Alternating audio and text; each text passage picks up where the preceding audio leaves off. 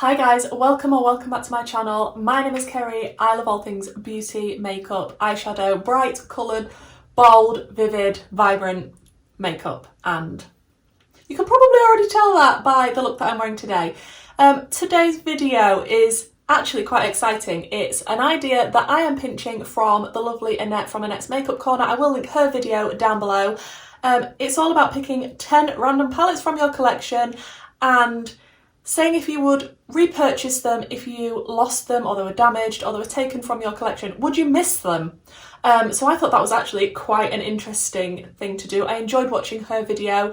Like I say, I will link it down below, so feel free to check that one out. I think a few other YouTubers have done this as well. This is definitely not my idea, but I just wanted to jump on the bandwagon because I felt like it was going to be super exciting. The look that I'm wearing today is in another video that I have filmed. I'm not sure which one is going up first, but it definitely will be on my channel, so keep an eye out for that one. Okay, so 10 random palettes. I literally just picked, as you can see my shelves behind me, I literally just picked 10 random palettes in all different areas of my shelf, and we're just going to go through them one by one. And I'm going to start out with the Naked Honey palette by Urban Decay. Now this is not one that I reach for a lot because it is so monochromatic, it is quite neutral, and I like bright, bold, vivid colours.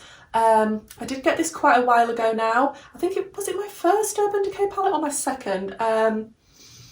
But yeah, the looks that I did with this palette I really enjoyed. It is a gorgeous honey golden coloured palette. Although, like I say, it is quite neutral and monochromatic for me. I do like that they come with the little brushes. I like the packaging. Would I miss it if I didn't have it in my collection? No, probably not, to be honest, guys. And I wouldn't repurchase it. I just feel like, for me personally, I am not a neutral lover. And I have other neutral palettes that I would reach for over this one. Yeah, this doesn't get dug out a lot. Yeah, I can see why a lot of people would like this one. It blends really well, it's really pigmented, it's nice. There's nothing wrong with the quality, it's just for me personally and my personal preference. Yeah, that one would be a no. Then next up we've got the Friends times Revolution palette. Yes, gimmicky, yes, huge, difficult to store, but I absolutely love Friends. I've seen all of the episodes, I know a lot of the quotes, and the fact that this looks like Monica's door is what really made me want to buy it, to be honest. Is this actually called the Door palette? It doesn't actually say on it what this palette is called, so that's great. But Revolution as a whole, I tend to steer away from them unless it's a collab palette, either with an influencer or something like Friends or The Simpsons or The Corpse Bride, any of those ones that they've done. They seem to be slightly better quality. So when I tried this one, I mean, it's bulky, it's a bulky one, and you can't really, there we go, we've bent it back. The colour story isn't too neutral. It definitely does have pops of colour, it does look really nice. I remember really liking this Big White Dog shade, which is the gorgeous silver, which actually I was super impressed with. It is beautiful. However, there were some duds in here. I don't know if it was Dr. Drake Ramore that I didn't particularly like. There isn't a lot of depth, and would I miss it if I didn't have it in my collection? Probably not, no, and I really don't think that I would repurchase it. Okay, next up we've got a P. Louise Watch the Queen Conquer palette. I was so excited to get my hands on this. When it was revealed and when the launch happened, I was there, I was waiting. I got it real quick. I really like this palette a lot. I have got a few videos on this actually now. So yeah, they're on my channel if you want to check them out. Obviously this side is gorgeous, it's pinks and purples. And on the other side you have got some greens, yellows, reds, orangey colours. I think it is absolutely beautiful. The colour selection, I really like the packaging. I know a lot of people don't because it's a chessboard in the middle. To actually play chess on this though, you would need to buy a lot of tiny pieces. This is smaller than an actual chessboard, obviously, it's a palette really. But yeah, it didn't come with pieces, which made me sad. And I really do like the packaging. All of P. Louise packaging I really enjoy. For some people it's a bit dramatic and it's a bit over the top, but That's what makes me happy. And using this palette, I felt like it was really, really good quality. Every time I've used it, the looks that I've done, I found the mattes to be very pigmented, blendable, gorgeous. I really enjoy the shimmers. I really do love this palette. Now, I got this when it was launched on Black Friday, so that was for £36. That was on offer. I do believe full price, this is meant to be 60 something pounds. So, would I repurchase it for 60 something pounds? Absolutely not. Would I repurchase it for £36, which is what I originally got it for? Yes. I love this palette. I wouldn't want to see it go from my collection, but I just think the full retail price is too much for this palette. And next we've got the Too Faced Pumpkin Spice palette. I'm a sucker for pumpkin spice. I really liked the colour story of this, although it is fairly neutral. I hope I'm not blinding you with the packaging, but I really think it looks pretty. I do like the colour selection. I love that it smells like pumpkin spice and it's gorgeous. I like the packaging. Oh, it smells so delicious. And you can create some nice looks with this. It's not the most pigmented, vibrant palette you're ever going to use, but I don't think that's what it was intended for. I do really like it though. I don't reach for it that often. Would I miss it if it wasn't in my collection? No. Would I repurchase it? No. Not doing very well so far, am I? Okay, next up we've got Melt, and it's the... What is this palette called? It doesn't actually say on this bit of the packaging. Amore Mariposa's palette, and I love Melt eyeshadow. I've got quite a collection of Melt eyeshadow going, and this palette, the packaging, the colour story, I just think it's absolutely beautiful. And when I have used this, I have got videos on this palette as well. Blendable, pigmented, excellent melt quality. I absolutely love it. It is quite an expensive palette, I'm not gonna lie. I did do a video comparing this to the Wilderness palette from Beauty Bay because they have sort of a similar colour story in some ways, but I love this palette, and I'm glad that I've got this and the Wilderness palette. So would I miss this if it wasn't in my collection? Yes. Would I repurchase this? Yes, definitely. Like I say, I love Melt eyeshadow. This is vibrant, pigmented. I love it. I love the looks that I've done with it, and it would be missing from my collection if I no longer had it. Then next we've got Huda Beauty Mercury Retrograde. I'm so glad I got this palette when that I did. It was on offer in Boots a long while ago now. I think the packaging and the colour story of this palette, it's just one of those palettes that people still want to buy regardless of how old it is.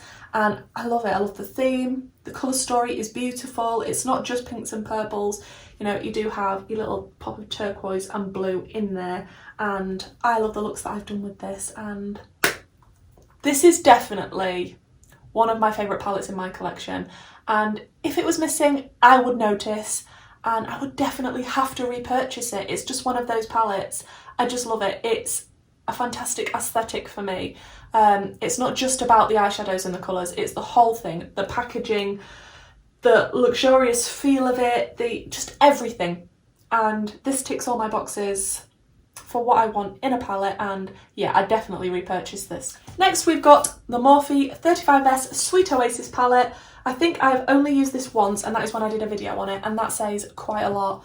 Let me show you. I don't buy a lot of Morphe. They can be very hit and miss, and a lot of the things that they bring out now, the colour stories and things, they're just not my cup of tea, to be honest. But this one definitely was my cup of tea, because as you can see, it's got the nice two rows here of turquoisey blues, and I love me a turquoisey blue or a teal. I do really like the two pink rows. It's these three rows that don't call to me as much because they are more neutral, but I really like the look that I did with this palette. I do remember quite liking the formula. It's not the best I've ever tried. Would I miss this? Maybe not. Would I repurchase it? No. No. Next, we have a Beauty Bay palette. I do have quite a collection of Beauty Bay palettes, so I had to pick one of those. And I just randomly picked up the Age of Opulence palette. And this was limited edition from Beauty Bay. I don't believe it's on their site anymore. I think this was the Christmas release. And it is stunning. It has got so much depth. Possibly a little bit too much, I don't know. I absolutely love the purples and the blues in this. It's so rich and vibrant and gorgeous. I love beauty-based formula. The shimmers are very putty-like, the mattes are very pigmented, blendable, not so much buildable, but that's not a problem for me because I do usually like to start out with my deepest shade. I really love all the Beauty Bay palettes, and I plan to collect them all of the limited edition ones that they release that are £20 like this. I think they're fantastic, and I would definitely notice if this was missing. I like having the full collection of them, and I would definitely repurchase this if this wasn't in my collection any longer. Then we have a Mitchell palette. This is the Mini Mitchell Volume 1. Bought this a long while ago. I think it was when he first released this palette I picked it up, and it is a really nice little 9-pan palette. Very bright and vibrant, just what I like. I do like my smaller palettes as well at the minute. I absolutely love the shade Mermitch. It is gorgeous. I love teals, and especially dark teals. I just think it's absolutely beautiful. I don't reach for this a lot though. Look at that. Look at that. It does have 3 neutrals, which, as we've discovered, I don't really reach for a lot of neutrals. But the other shades in here I think are beautiful. Do I reach for this on its own? No. I could pair this a lot more with other palettes to create different looks, but would I miss it? Probably not. Would I repurchase it? I think I'd only repurchase it because I am collecting all of the Mitchell palettes, it seems, that he releases with his own brand. So I think I would repurchase it for the collector in me. But would I really miss it if it wasn't in my collection? Probably not. And last but by no means least, the Lois Cosmetics Meet Me in the Underworld palette. I got this when it first launched. I was one of the lucky few people to actually grab this when it first hit, and I'm so glad I did. I mean, look at this colour story. I love everything about this. The story behind it. I mean, I've still got the little card that explains the story on it. I really like indie brands, and I love supporting them if they've got really good quality products, and Lois definitely has. This colour story is so different. It's nice, it's foresty and green, but it's also rich with its golds and its plummy colours and its raspberry. I love this palette. I need to play with this more. It is quite on the deeper side. It is more of a dramatic.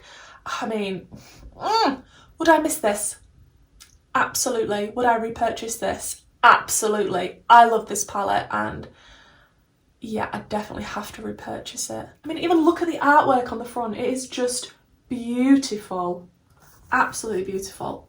Okay guys, that was interesting. There was actually a lot more nose in there than I thought there was going to be, which is not the best, to be honest, but it's amazing how when things launch at the time and you get excited and things get hyped up, and then everybody's talking about it, and you're going to get FOMO if you don't get it, and then you end up buying it, and then you don't actually reach for it that much, and you wouldn't miss it if it wasn't in your collection, which is something I'm trying to be a little bit more aware of now going forward with my purchases. Definitely. I would love to see some more people do this type of video with this tag. I think it's a fantastic idea. I hope Annette does some more. I'm going to check out a lot more of these videos because I just think they're so interesting. I love seeing people's collections and what they think of them, definitely. So if this is the sort of content you enjoy, why not consider subscribing, and hopefully I'll see you in the next one. Bye!